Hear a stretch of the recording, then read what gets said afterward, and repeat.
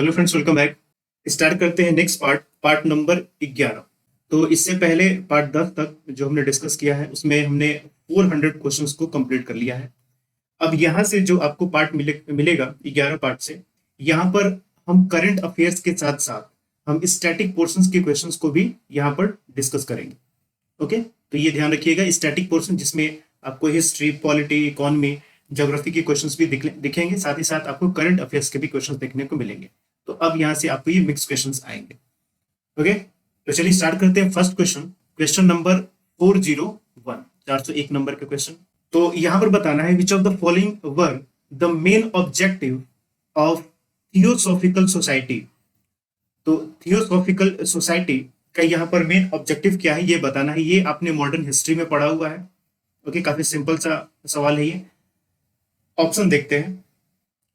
To form a universal brotherhood of man, ये सही होगा।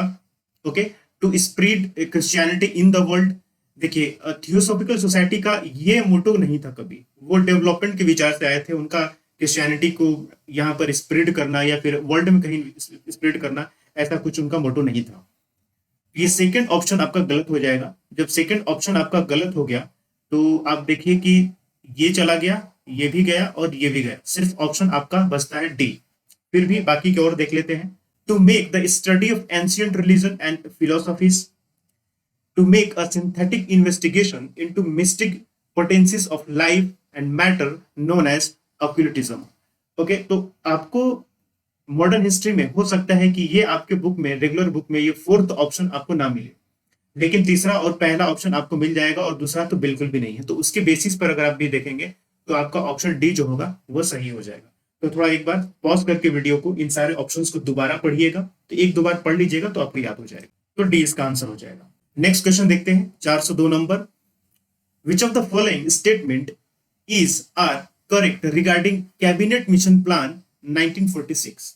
अगेन मॉडर्न हिस्ट्री का क्वेश्चन, ये भी आपको आसान है। ये the plan rejected the demand of separate Pakistan, ये बिल्कुल सही है। इसमें कैबिनेट मिशन प्लान में आपको सेपरेट पाकिस्तान की व्यवस्था भी नहीं की गई थी, ना ही सेपरेट किसी कॉन्स्टिट्यूशनल असेंबली की व्यवस्था की गई थी। इसमें सिर्फ एक कॉन्स्टिट्यूशनल असेंबली की व्यवस्था की गई थी जो उस समय बनी थी।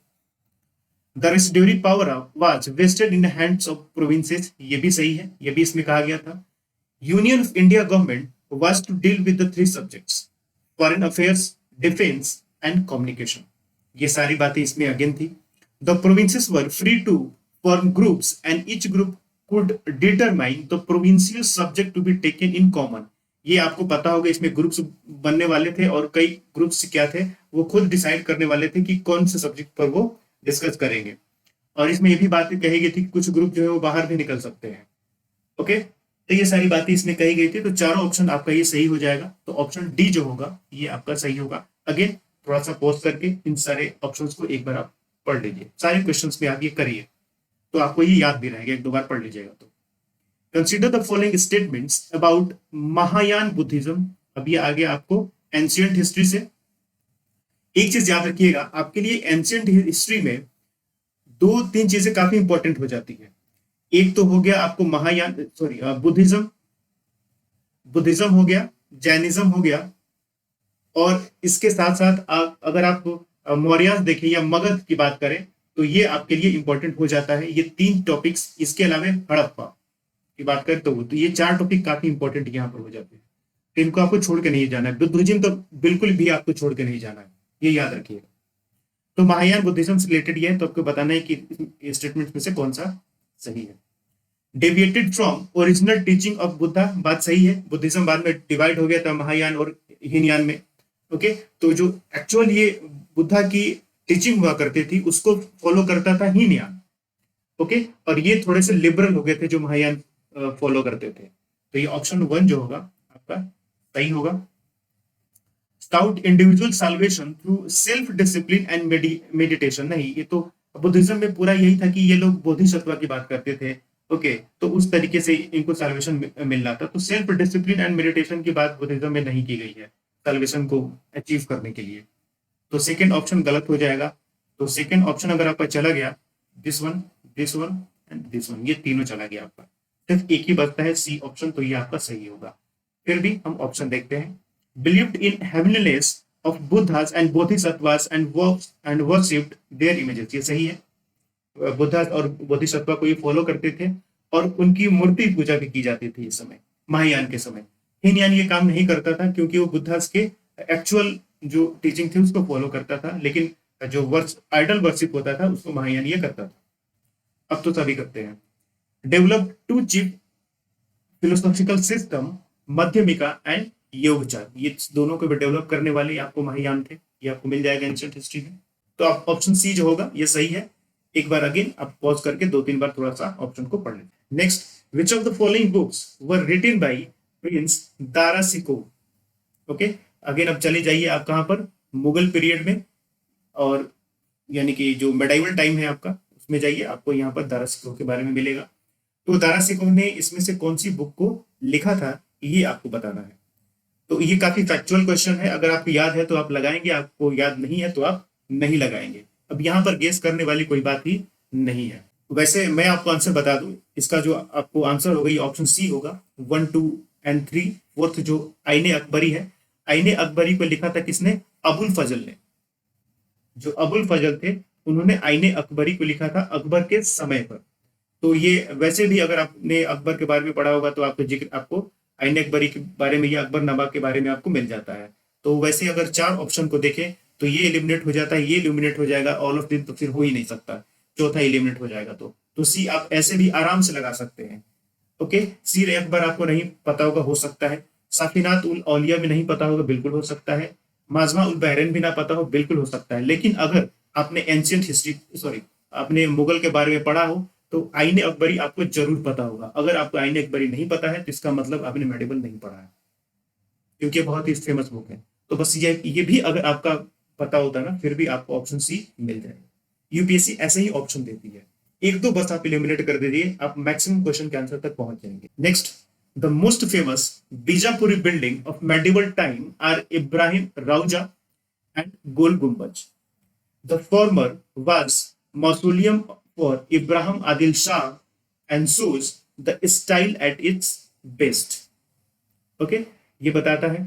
सेकंड कहता है Charminar was constructed by Muhammad Ali Qutb Shah. ये बिल्कुल सही है। दो में तो आपको एकदम ये नहीं होना चाहिए। क्यों?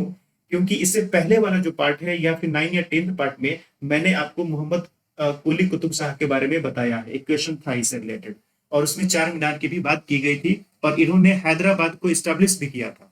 तो ये करके उसमें क्वेश्चन था, अगर आपने देखा होगा तो। सेकंड ऑप्शन आपसे गलत नहीं होना चाहिए, ठीक है। और वैसे अगर हम बात करें कि बीजापुर बिल्डिंग की, तो मेडिवल टाइप में आपको इब्राहिम रोजा और गुल गुंबज वहां पर मिलते हैं, और जिसका निर्माण फॉर्मर यानी कि जो इब्राहिम रोजा था, इसका निर्माण इब्राहिम आदिल शाह ने करवाया था। तो ऑप्शन ए भी आपका सही होगा। तो सी ऑप्शन जो होता है वो आपका सही हो जाता है। आप क्वेश्चंस भी करते रहेंगे ना, जो आपको कराया जा रहा है, ये क्वेश्चंस भी करते रहेंगे तो बहुत आपको मदद मिल जाएगी आपको एग्जाम में इलिमिनेट करने में ऑप्शंस को। Next question, consider the following statements in context of Indian history. चलिए भाई, some sites of Neolithic age were urban in their character। तो न्यूलिथिक एज में कुछ ऐसे भी साइट्स थे जो कि अर्बन कैरेक्टरिस्टिक्स वाले थे, ये इनका कहना है। तो न्यूलिथिक एज की अगर हम बात करें तो न्यूलिथिक एज में जो एस्टेब्लिशमेंट थी या साइट्स थी वो अर्बन कैरेक्टर्स की नहीं थी। अर्बन कैरेक्टर्स आते हैं जब आप आते हैं हड़प्पा सिविलाइजेशन के समय पे, चालकोलिथिक का जो समय था उस समय आते हैं, ब्रोंज टाइम में आते हैं, तब आपको अर्बन कैरेक्टरिस्टिक्स देखने को मिलता है। न्यूलिथिक जो था इससे और पहले का समय था, तो उसमें आपको अर्बन कैरेक्टरिस्टिक्स देखने को नहीं मिलता। तो ये आपका ऑप्शन एक जो होगा ये गलत हो जाएगा सीधा सा। आपको ये बिल्कुल, आप एनसीईआरटी पढ़ते हैं या फिर तमिलनाडु बुक जो पढ़ते हैं एंशिएंट हिस्ट्री, मेडिवल हिस्ट्री के लिए, तो उसमें भी आपको ये मिल जाता है, एंशिएंट हिस्ट्री का कंटेंट है ये। ओके, तो ऑप्शन एक गलत हो जाएगा। तो ये गया, आपको ये भी गया। नेक्स्ट बात करते हैं, 2 और 3 दोनों में है, तो 2 और 3 दोनों में होगा। बाकी अब बात आती है 4 की। 4 को देखते हैं, all lithic sites in India gradually develop into Chalcolithic sites. ऐसे तो बिल्कुल भी नहीं है। नियोलिथिक साइट्स पहले के भी है, जो चालकोलिथिक साइट्स में सभी ये नहीं बनते हैं। ओके, तो ये आपका गलत हो गया, 4 तो गलत ही हो गया आपके, क्योंकि और वैसे भी ये ऑल की बात कर रहे हैं तो ऑल टाइप के जो वर्ड्स होते हैं ना, ये गलत ही अक्सर हुआ करते हैं। तो ये भी आपको गलत हो गया। ऑप्शन बी बचेगा, तो 406 का बी हो जाएगा। वैसे भी देख लेते हैं, एग्रीकल्चर स्टार्टेड न्यूलिथिक, इस बात सही है। Poultry started for the first time Neolithic, दोनों आपको सही है, सिंपल से स्टेटमेंट है, तो बी होगा जो आपका सही हो जाएगा। Megasthenes mention that the palace of Chandragupta Maurya, though very large and luxurious, was built of carved and gilded wood. ऐसा मेगास्थनीज ने अपने जो उनकी बुक है उसमें उन्होंने कहा।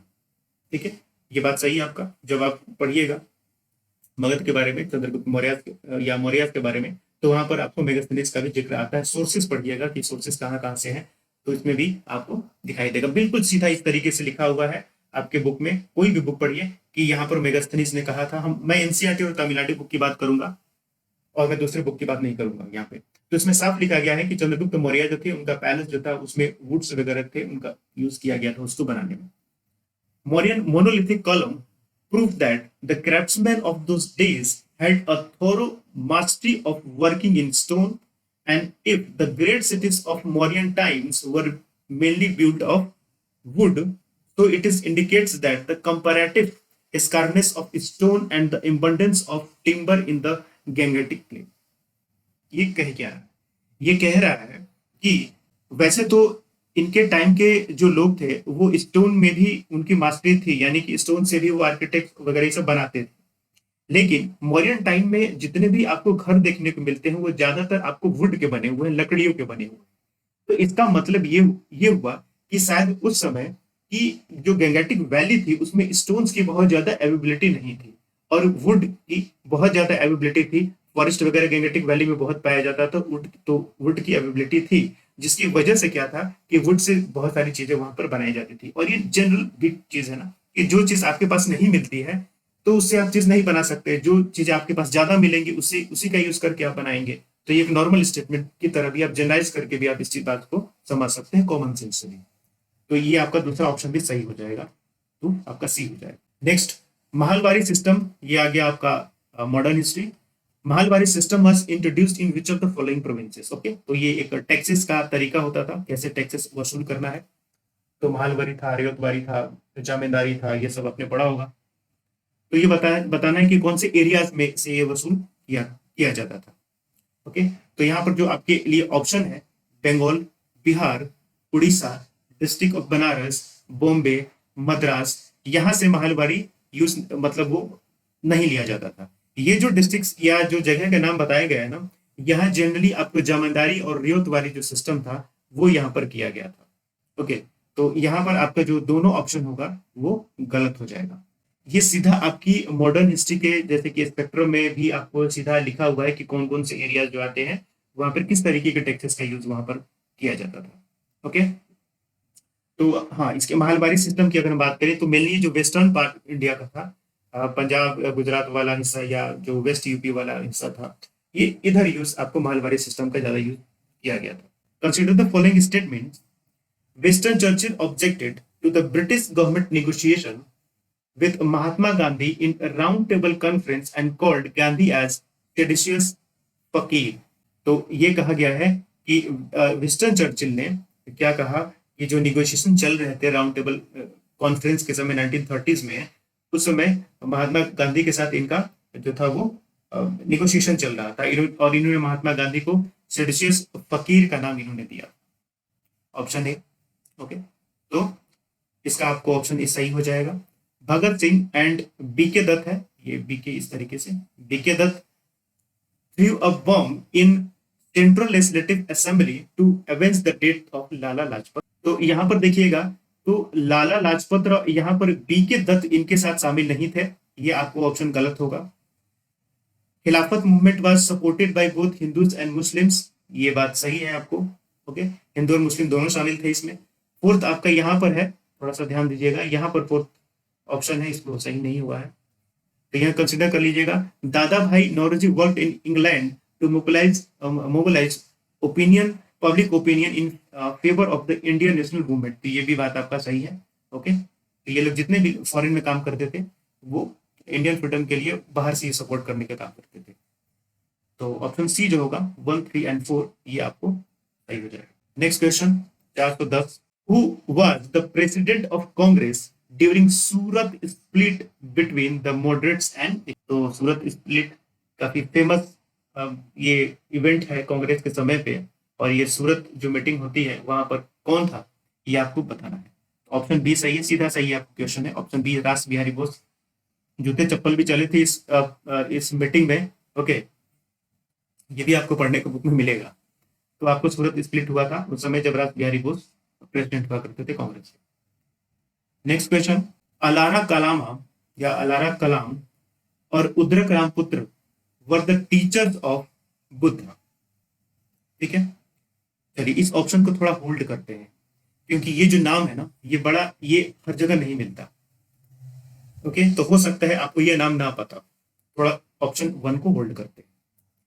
धर्मचक्र Parivartana refers to the first sermon of Dharmachakra Parivartana refers to the first sermon of Buddha. ये सही है, ये आपको हर बुक में मिलेगा।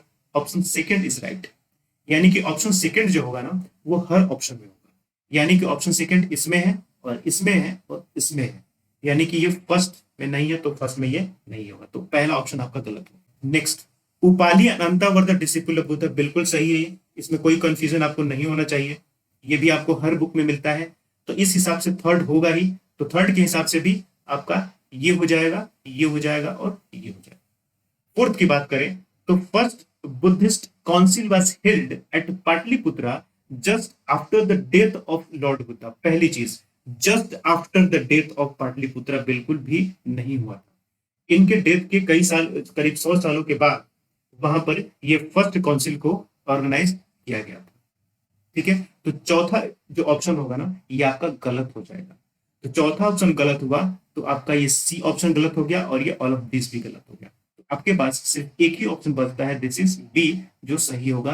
तो आपको अगर ए के बारे में कुछ नहीं भी पता है फिर भी आप ऑप्शन लगा सकते हैं, और ऐसे ही यूपीएससी क्वेश्चन पूछते। ठीक है, तो परेशान नहीं होना, हर चीज हर बुक में नहीं मिलता। चलिए next question, which of the following statements about the Mauryan age is not correct. Okay, not correct आपको बताना, ये बहुत इंपॉर्टेंट कीवर्ड होता है, आप लोग तो प्रीलिम्स में 2-3 क्वेश्चन ऐसे ही गलत कर देते हैं, क्योंकि पढ़ते ही नहीं है कि करेक्ट लिखा हुआ नॉट करेक्ट, और उसको करेक्ट समझ के आगे पढ़ देते हैं, उसके बाद गलत हो जाता है। तो ऐसे 2-3 क्वेश्चन गलत हो गया, अगर 3 क्वेश्चन गलत हो गया तो 6 क्वेश्चन ऐसे ही चला गया, और उसके बाद 1/3 आपका निगेटिव में जाता है, तो 1/3 आपका निगेटिव में जाएगा, तो एक क्वेश्चन का 1/3 कितना हो जाता है 0.66, और फिर आपका करीब 1.8 के आसपास में ये चला जाता है, यानी कि 7.8 समझ लीजिए, यानी कि 8 मार्क्स आपका ऐसे ही कट जाता है, ऐसे ही आपको प्रीलिम्स से बाहर हो जाएगी। बहुत लोग होते हैं जो ऐसे गलती करते हैं। तो चलिए 412 नंबर क्वेश्चन देखते हैं। Crown land was called Sita, Shudras were involve in agriculture for the first time during the period. Okay, इससे पहले जो ये था ना कि जो एग्रीकल्चर वर्क था वो ज्यादातर जो और लोअर क्लास हुआ करता था, जिसको अनटचेबल्स कहा करते थे उस समय, वो किया करते थे। There were provisions for irrigation by state, ये भी था। The weight and measures were regulated by the guilds of traders and merchants। ये ऑप्शन जो होगा ये गलत होगा। अब आप कॉमन सेंस भी लगाइए, जो वेट्स एंड मेजरमेंट्स जो है वो गिल्ड्स वगैरह से की तरह से किया जाएगा रेगुलेट, तो वो तो आए दिन हमेशा चेंज होते रहेगा, तो इसलिए इसे गिल्ड्स जो होते थे वो रेगुलेट नहीं करते थे, इसे स्टेट के द्वारा ही रेगुलेट किया जाता था। ये आपको सीधा स्टेटमेंट एनसीईआरटी बुक में भी मिलेगा। ओके, तो ऑप्शन डी जो होगा ये आपका गलत हो जाएगा, 412 number. Next question, famous Sanchi stupa was constructed during the Shunga period. काहे के लिए शुंगा पीरियड, इतना आगे क्यों चलेगा? सांची स्तूप देखिए आप मुगल समय से, सॉरी मुगल कह रहा हूं मैं, जो मौर्य समय थे अशोक के समय से यहाँ से बनना स्टार्ट हो जाता है धीरे धीरे, शुंगा तो बहुत दूर की बात है। Great Mauryan emperor Ashoka constructed the gateway railing which surrounded this stupa. नहीं, इसके बाद के जो रूलर्स थे ना उन्होंने उसका निर्माण कराया था, अशोका ने नहीं कराया था। ऑप्शन डी जो होगा आपका सही हो जाएगा। ये सीधा सीधा आपको स्टेटमेंट है, अगर सांची स्तूप आपने को एनसीईआरटी में पढ़ने को मिलेगा, ये एक पूरा कॉलम ही है सांची स्तूप पर, तो वहां पर आपको हर चीज मिल जाएगा। Consider following statement about Mohammad bin Tughlaq. Okay, Tughlaq dynasty, Delhi Sultanat, medieval period. तो मेडिवल पीरियड में लगभग सब कुछ इंपॉर्टेंट है। दिल्ली सल्तनत आपको पढ़ना है, इसमें मुगल्स आपको पढ़ने हैं, और फिर इसमें साउथ इंडिया के भी जो किंगडम्स आते हैं जैसे कि चोला, चेरा, पांड्या, सातवाहन, ये सब सारे पढ़ने हैं। इसके अलावा इसमें भक्ति मूवमेंट आता है वो पढ़ना है, इसलिए इसमें आपको सूफी मूवमेंट आता है वो पढ़ना है। तो ये 4-5 टॉपिक हैं जो आपको मेडिवल टाइम में पढ़ने हैं, और सभी के सभी इंपॉर्टेंट है, सभी से क्वेश्चन आते हैं। हाँ, तो इसमें बताना है कि मुगल मोहम्मद बिन तुगलक के समय पे क्या हुआ था, इसमें तो कौन सा स्टेटमेंट आपके लिए ट्रू है। ही पेट्रोनाइज जैन सेंट, ये सही है, ये काफी लिबरल रूलर हुआ करते थे। He reverts the earlier policy toward south India states and annexed them. Okay, तो जो पहले पॉलिसी अपनाई जाती थी अर्लियर रूलर के द्वारा इनमें, कि वो लोग इन्वेट करते रहते थे और नेक्स्ट करते रहते दूसरी टेरिटरी को, तो इन्होंने इस चीज को रिवर्स भी किया, नहीं एनेक्स करने का इन्होंने डिसीजन लिया। कलेक्शन ऑफ लैंड रेवेन्यू ये replaced measurement of land by estimation. Okay, तो एस्टिमेशन किया जाता था लैंड का, यहाँ कि कितना कहाँ पर प्रोडक्शन हो सकता है, उसके हिसाब से क्या होता था वहां पर रेवेन्यू को फिक्स किया जाता था। तो सारे ऑप्शन आपको सही हो जाते हैं, तो ये आपके डी जो ऑप्शन होगा वो सही हो जाएगा। चलिए, which of the following Mauryan kings is also mentioned in the different sources like मद्रासर है, टिमसेना है, फिर अमृतोक्रेट्स है। तो ये यहाँ पर आपको सीधा ये तो है बिंदुसार, ये इनका जिक्र आपको इन सभी जो डिफरेंट डिफरेंट सोर्सेस हैं यहाँ पर इनका नाम मिलता है बिंदुसार का। ध्यान रखिएगा, एक बिंदुसार है ये और एक बिंबिसार है। ओके, तो बिंदुसार जो है ये मौर्यन डायनेस्टी से बिलोंग करते हैं, बिंदुसार। और एक जो बिंबिसार है, Bimbisara it's like first ruler of Magadh, यानी कि मौर्यन रूलर से पहले वो आए हुए थे, इनका नाम था बिंबिसार। तो नाम में कंफ्यूजन नहीं होना, कंफ्यूजन हो जाता है क्योंकि एक ही तरीके का साउंड करता है ये। Next 416 number, genetic engineering alters the genetic makeup of an organism using the techniques that remove heritable materials। बिल्कुल ये जेनेरिक वर्ड स्टेटमेंट है ये। If genetic material from another species is added to the host, the resulting organism is called transgenic। ये भी बिल्कुल सही है, normal statement से। If genetic material from the same species or species that can naturally breed with the host is used, the resulted organism is called सिसजेनिक। ये भी आपका सही है। अगेन इसको पॉज करना है और सेकेंड एंड थर्ड स्टेटमेंट को आप दोबारा पढ़िएगा। यहां पर क्या कहा गया है, दो अलग अलग वर्ड्स हैं, एक है आपका ट्रांसजेनिक और एक है आपका सिसजेनिक। ओके, ये दोनों क्या होता है, तो ट्रांसजेनिक क्या है, ट्रांसजेनिक में ये है कि किसी दूसरे स्पीसीज का जेनेटिक मटेरियल लेके हम किसी दूसरे में ऐड करते हैं। ओके, ए से हमने कुछ मटेरियल लिया, यहां से ले जाके हमने इसको बी में ऐड कर लिया। उसके बाद जब हमने बी में ऐड किया तो यहां पर जो ऑर्गेनिज्म बना उसको हम ट्रांसजेनिक। सिसजेनिक में क्या होता है कि if the genetic material from same species और species that can naturally breed with the host, the resulting organism is called सिसजेनिक।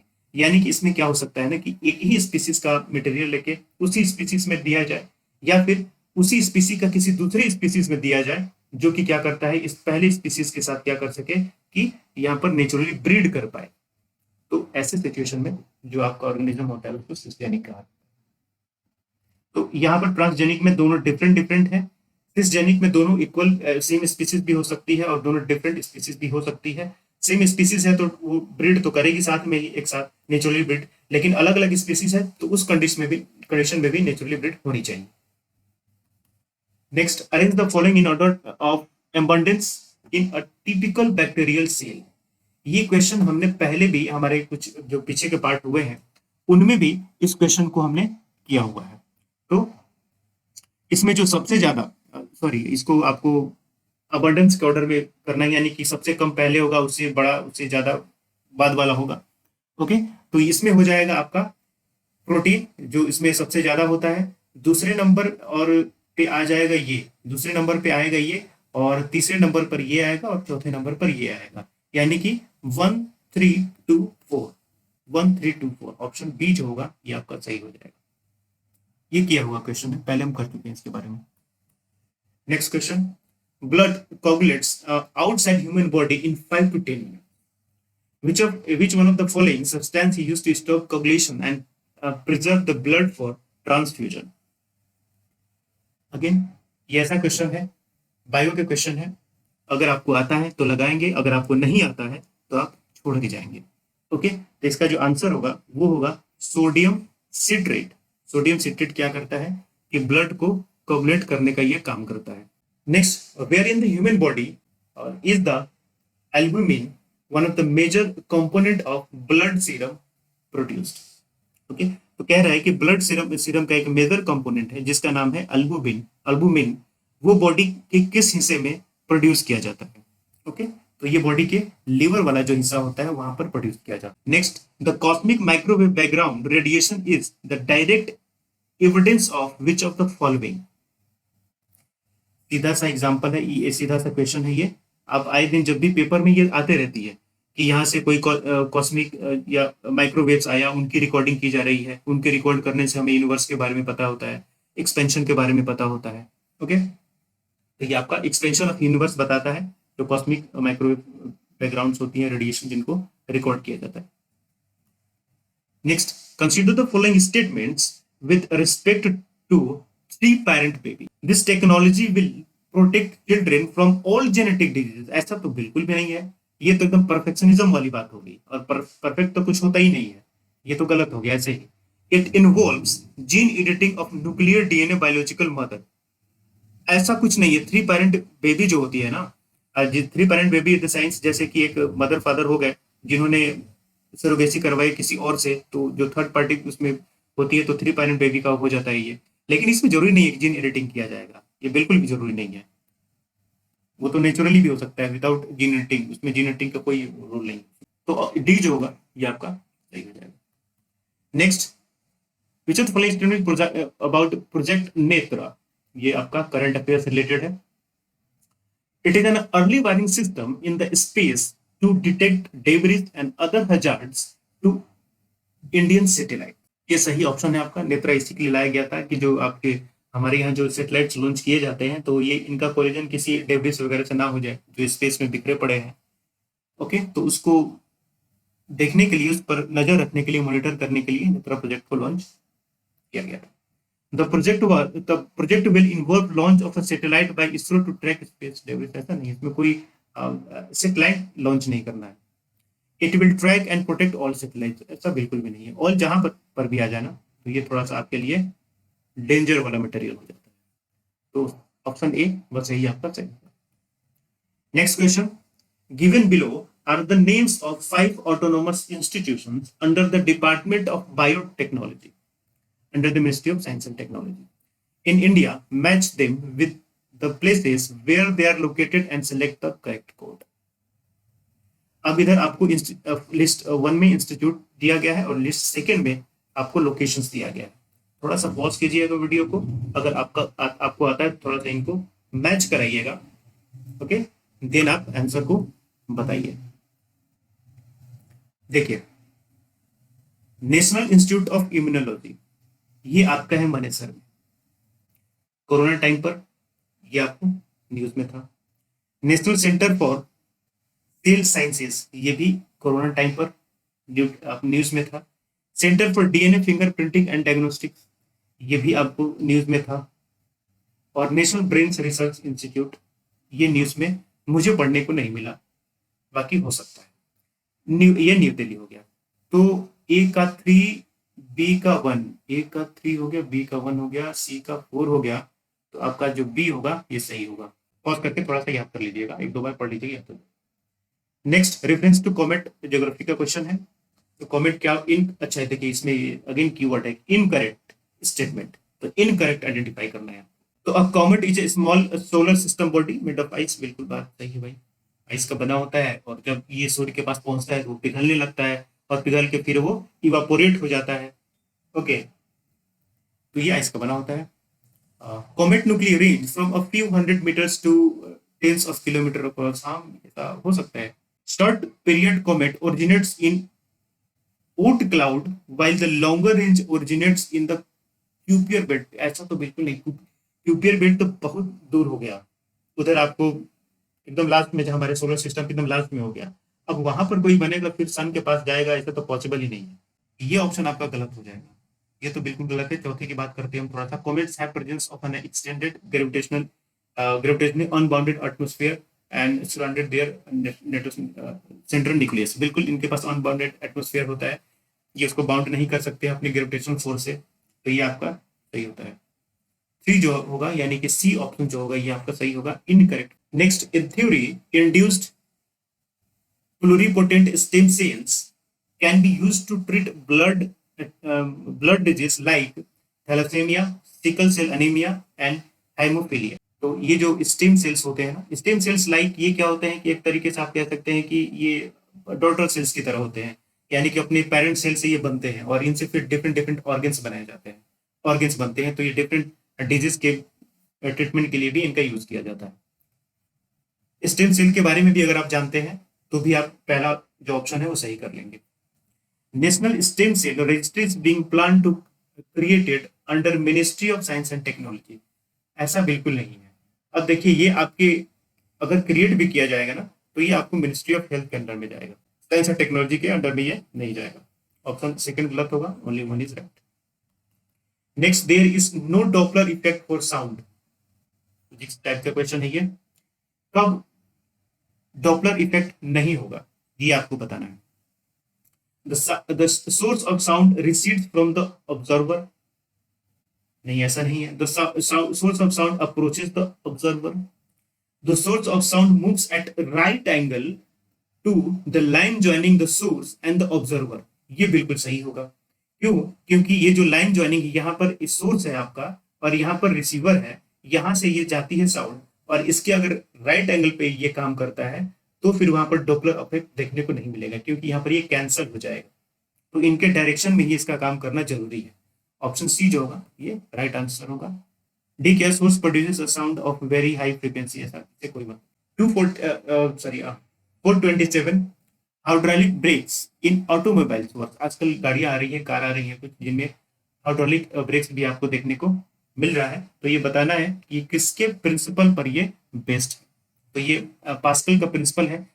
आपने 10th क्लास वगैरह तक पढ़ा होगा, पास्कल का नियम, पास्कल का रूल पढ़ा होगा। थोड़ा सा कमेंट करके बताइएगा हमें कि ये पास्कल का रूल है क्या, व्हाट इज पास्कल प्रिंसिपल और रूल, आपने पढ़ा है 10th क्लास में। Electronics is related to which of the following. 428 number का क्वेश्चन।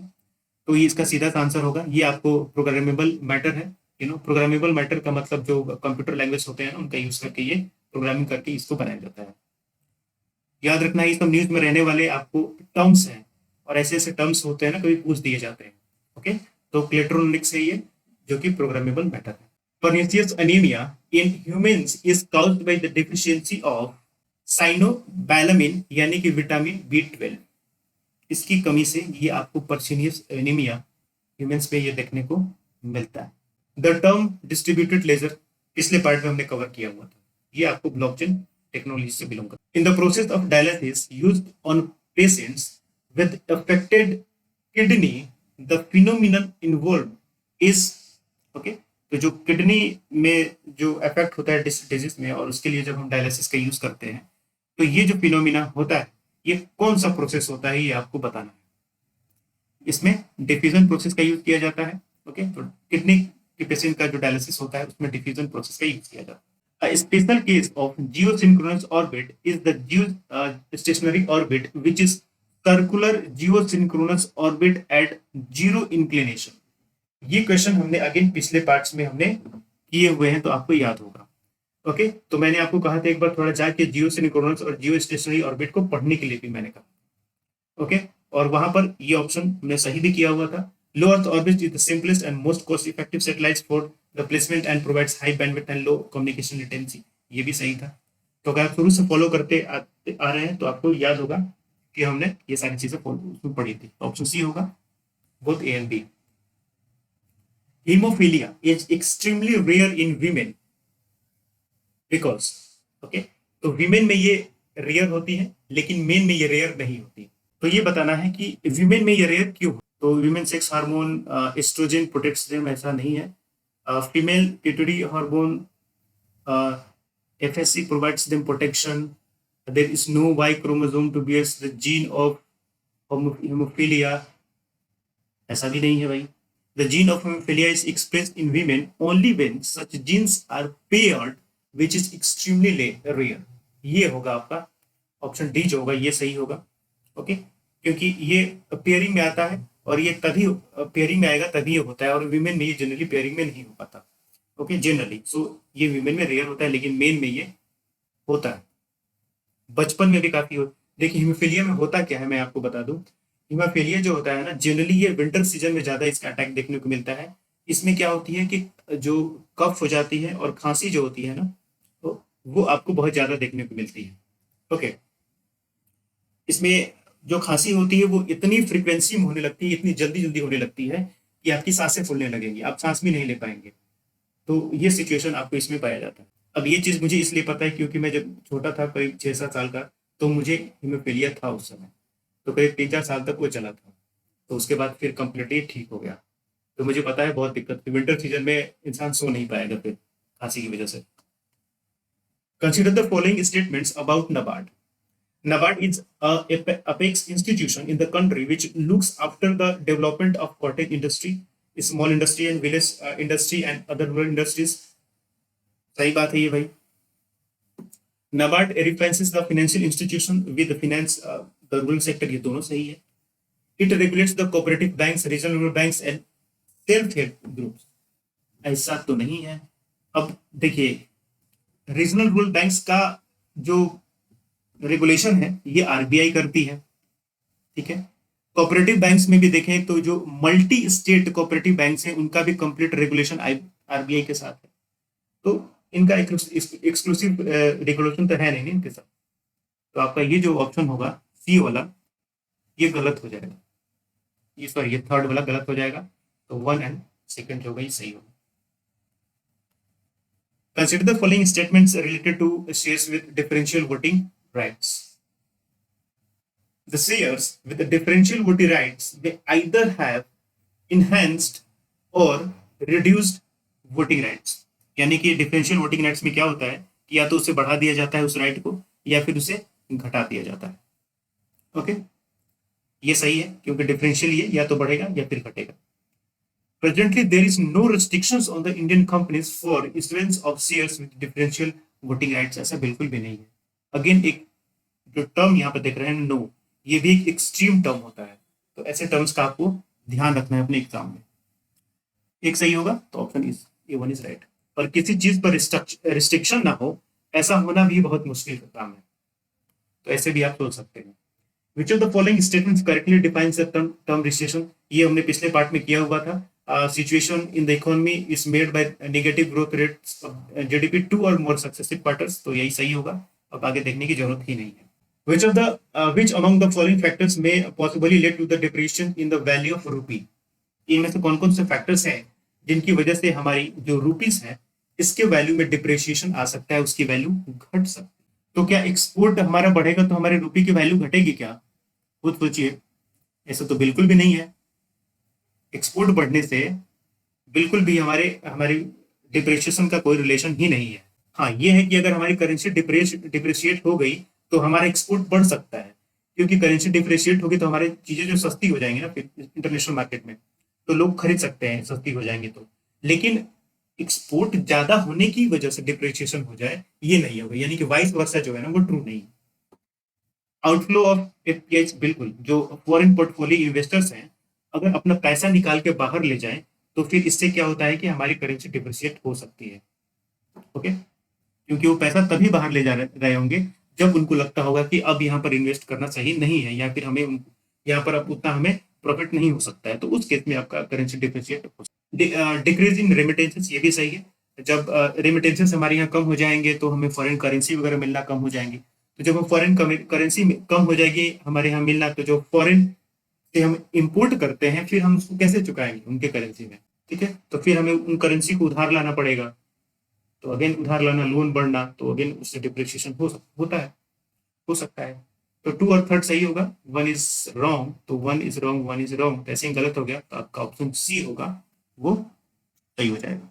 चलिए next question, consider the following statements related to price stabilisation fund, यानी कि प्राइस को स्टेबल करने वाला ये फंड है, प्राइस में फ्लक्चुएशन ना हो, ये कुछ उस तरीके का फंड है आपका। Presently, it is used only for the market intervention of pulses and does not include vegetables. ऐसा बिल्कुल भी नहीं है। इसमें वेजिटेबल्स टॉक्स भी आते हैं, टोमेटो, अनियन एंड पोटैटो, ये सुना होगा आपने, तो टॉक का नाम से, तो ये भी आते हैं, तो ये गलत हो जाएगा। ओनली अगेन एक एक्सट्रीम वर्ड होता है, ध्यान से पढ़ना है इसको। This scheme is implemented by ministry of consumer affairs, ये सही है, आपका ऑप्शन बी जो होगा वो सही हो जाएगा। ओके, तो ध्यान रखना है कि एग्रीकल्चर से ये चीजें आती है तो एग्रीकल्चर मिनिस्ट्री नहीं होगा, कंज्यूमर अफेयर्स होगा। Which among the following kinds of assistance are extended by the development banks? Extended long term loans to companies, सही है। Buying the shares of the companies to inject capital, extend managerial assistant for execution of project, ये भी सही है, ठीक है। तो ये कुछ असिस्टेंट है जो कि डेवलपमेंट बैंक के द्वारा ये प्रोवाइड किए जाते हैं। ध्यान रखिएगा, डेवलपमेंट बैंक अभी बनाने की सरकार की इच्छा है। वैसे इससे पहले भी आईडीबीआई ये सब बने थे ना, तो ये सब भी डेवलपमेंट बैंक ही थे, लेकिन बाद में इनको कमर्शियल बैंक की तरह कन्वर्ट कर दिया गया था। डेवलपमेंट बैंक क्या करेगा, ये लॉन्ग टर्म लोन प्रोवाइड करने का काम करता है, लॉन्ग टर्म लोन, और जनरली जो इंफ्रास्ट्रक्चर डेवलपमेंट वाली कंपनियां होती है उनको प्रोवाइड करता है लोन। तो सरकार का भी कहना था कि हम ऐसा प्लान कर रहे हैं कि डेवलपमेंट बैंक हम यहाँ पे बनाए, ठीक है। तो ये सारा काम ये करते हैं, फंक्शन है, याद रखिएगा। डी जो होगा सही होगा। Next, consider the following statement related to small financial bank. काफी साल से सुनते आ रहे हैं आप इसके बारे में, स्मॉल फाइनेंशियल बैंक के बारे में, पेमेंट बैंक्स के बारे में। तो इनके थोड़ा फीचर्स आप याद रखिएगा, कंफ्यूजन आपको क्रिएट कर सकते हैं प्लेन से। The small finance bank can accept deposits and lend loans only up to 1 lakh. नहीं, ऐसा नहीं है, लोन केवल 1 लाख तक ही थे, ऐसा बातें इसमें कुछ ऐसा नहीं कहा गया है। ये ऑप्शन जो होगा ना, ये आपका सही है, ये गलत हो जाएगा। Required to extend 75 for their loans towards the priority sector lending, ये आपका सही है, priority sector को देना पड़ेगा इनको PSL के तहत। They are subject to all prudential norms and regulations of RBI applicable to existing commercial banks such as CRR maintain करना हो, SLR मेंटेन करना हो, ये सब RBI के द्वारा इनको दिया जा सकता है। ये भी सही होगा, तो 2 और 3 सही होगा, तो ऑप्शन सी आपका जो होगा वो सही हो जाएगा। Next question, which among the following international agencies publishes the world digital competitiveness report. सीधा सा क्वेश्चन है, और हर साल ईच एंड एवरी ईयर एक रिपोर्ट देते हैं और वो पूछते हैं कि बताइए ये रिपोर्ट किसके द्वारा पब्लिश की जाती है। ये फिक्स क्वेश्चन है इनका, जिस तरीके से मैथ का क्वेश्चन फिक्स होता है ना, उसी तरीके से इनके द्वारा ये क्वेश्चन ये फिक्स कर दिया गया कि ये तो हम पूछेंगे, ठीक है। तो वर्ल्ड डिजिटल कंपिटिटिवनेस ये पब्लिश किया जाता है international institute for management and development के द्वारा। Next question, with reference to equalisation levy consider the following statements. Equalisation levy ये आपको लगाया गया है फॉरेन कंपनीज पर। जो फॉरेन कंपनीज हमारे यहाँ एडवर्टाइजमेंट करके प्रॉफिट कमाती हैं, तो उस प्रॉफिट पर ही इक्वलाइजेशन लेवी लगाया गया है। अभी इस पहले लगाया गया था इक्वलाइजेशन लेवी, वो 8% था, इसको घटा के अब कितना कर दिया गया है, 2% कर दिया गया है 2020 में। तो 2% अभी फिलहाल लगता है फॉरेन कंपनीज पर। It is a text which is applicable on both business to business and business to customer transaction in a digital economy. Okay? तो ये आपको याद रखना है कि ये बिजनेस टू कस्टमर पे नहीं लगता है, बिजनेस बिजनेस पर ही लगता है ये। तो ये ऑप्शन आपका जो होगा वो गलत हो जाएगा, और 1 is wrong. The text would be applicable only when the payment is made to non-resident service provider. बिल्कुल, ये मैंने कहा ना आपको, ये जो फॉरेन कंपनियां होती हैं ये उन पर लगता है। तो जैसे आपने न्यूज में भी पढ़ा होगा, फ्रांस ने एक गाफा टैक्स लगाया, पढ़ा होगा ना, GAFA tax, Google, Amazon, Facebook and Apple, इन 4 कंपनियों पर। कुछ उसी तरीके का हमारे यहाँ भी इक्वलाइजेशन लेवी है। Next question, the national green tribunal is established under national green tribunal act 2010। सही स्टेटमेंट है। नेशनल ग्रीन ट्रिब्यूनल के बारे में हमने पिछले पार्ट्स में भी जिक्र किया था, और वहां पर मैंने एक्ट्स की भी चर्चा की थी आपसे कि 2010 एक्ट के तहत इसको बनाया गया है। During the Stockholm Declaration on the Human Environment 1972, India vowed to provide judicial and administrative remedies for the victims of pollutants and other environmental damages. ऐसा नहीं है, स्टॉकहोम कन्वेंशन के तहत में ये सारी बातें नहीं की गई है। ये मेनली अलग तरीके का ह्यूमन इन्वायरमेंट है, जिसमें हम इक्विटेबल रिसोर्स शेयरिंग की बात की जाते हैं। ये सारी चीजें इसमें नहीं कही गई है। ये ऑप्शन गलत है, 2 गलत हो गया, तो इसमें बस एक ही जगह यहाँ पर। The National Green Tribunal is the first body of the kind that is required by its parent state to apply the polluter pay principle and principle of sustainable development. ये 3 सही है, 1/3 सही है, ऑप्शन सी जो होगा आपका सही होगा। ये क्वेश्चन हम पिछले पार्ट्स में भी कर चुके हैं। Next, which of the following statements is correct about the great Indian bustard. Again इसको हमने पहले किया है। ये डेजर्ट नेशनल पार्क में भी पाया जाता है। जी हाँ, डेजर्ट नेशनल पार्क जो कि आपको राजस्थान में मिलता है, यहाँ पर भी पाया जाता है, और ये क्रिटिकली इंडेंजर्ड स्पीसीज है। ओके, तो सी होगा दोनों। इस तो ये राजस्थान के अलावा आपको गुजरात में भी मिलता है, ये आपको महाराष्ट्र में भी मिलता है, इसकी याद रखनी है। इसकी मैक्सिमम जो कंसंट्रेशन है, यानी कि मैक्सिमम इसका नंबर जो है वो राजस्थान में मिलता है, और कितना, लगभग 120 के आसपास ये राजस्थान में मिलते हैं। अब इससे ज्यादा ग्रेट इंडियन बस्टर्ड के बारे में नहीं आएगा। नील गिरी ताहिर की बात की जा रही है यहाँ पर, तो ये आपको पूछा गया है, इसके बारे में सही स्टेटमेंट आपको बताना है। It is the state animal of Tamil Nadu, ये सही है आपका, option A is right, Nilgiri. Periyar national park in Kerala है the highest population of this animal, ऐसा नहीं है, इसका तमिलनाडु में ही ज्यादा पॉपुलेशन देखने को मिलता है, केरला में बहुत ज्यादा पॉपुलेशन है, तमिलनाडु से ज्यादा देखने को नहीं मिलता। ऑप्शन सी जो ऑप्शन सेकंड जो गलत होगा, only one is India is a party to the Ramsar convention and has declared many areas as Ramsar site. Which of the following statement best describes as how we should maintain these sites in context to this convention? Keep all sites completely inaccessible, ऐसा बिल्कुल नहीं है, inaccessible रखा ही नहीं जाता, वहां पर tourism वगैरह सब एकदम प्रमोट किया जाता है। Conserve all sites through ecosystem approach and permit tourism and recreation only, ऐसा बिल्कुल नहीं है, वहां पे और भी काम किए जा सकते हैं, ये भी गलत हो जाएगा। Conserve all sites through ecosystem approach for a period without any exploitation with specific criteria and specific period of each site and then allow sustainable use of them by future generation। ये सारी बातें इसमें नहीं की गई है, ये वाली then allow in future generations by sustainable use of future generations, ये गलत हो जाएगा। Conserve all the sites through ecosystem approach and allow them simultaneous sustainable use, ये आपका सही होगा, ठीक है। डी वाला थोड़ा सा पॉज करके पढ़ लीजिएगा इसको। Next, which of the following are initiative of energy efficiency service limited, ये एक पीएसयू है, दिस इज अ पीएसयू जो कि मिनिस्ट्री ऑफ, चलिए तो बताना है कि कौन सा स्टेटमेंट आपको इसमें से सही है। उजाला स्कीम, जी हाँ बिल्कुल, इसके द्वारा उजाला स्कीम चलाया जाता है, जिसके अंडर में क्या था कि जो एलईडी बल्ब्स प्रोवाइड की जाती थी हाउस होल्ड्स को।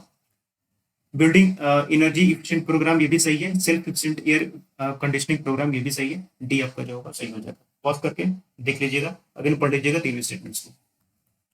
Dampa tiger reserve is located in which of the following states, इस तरह के क्वेश्चन भी हर साल पूछे जाते हैं। टाइगर रिजर्व हो या फिर नेशनल पार्क हो, बायोस्फीयर रिजर्व हो, सेंचुरी वो दे के पूछते हैं ये हर साल, ये भी इनका क्वेश्चन जो है वो फिक्स है। तो डाम्फा टाइगर रिजर्व ये पाया जाता है आपको कहाँ पर, मिजोरम में। Next question, land degradation neutrality fund has been created by which of the following? तो ये आपको क्रिएट किया गया united nation convention to combat desertification, land degradation neutrality fund, इसमें पैसा आएगा और पैसा का यूज क्या किया जाएगा कि जो डेजर्टिफिकेशन हो रहा है उसको कॉम्बैट करने के लिए यूज किया जाएगा। Next and the last question of today, which among the following has the maximum number of national park, कहां पर किस स्टेट में maximum number of national parks आपको देखने को मिलते हैं, ये आपको बताना है। Now this is the Andaman and Nicobar island, जहां पर आपको maximum number of national parks आपको देखने को मिलेंगे, ठीक है।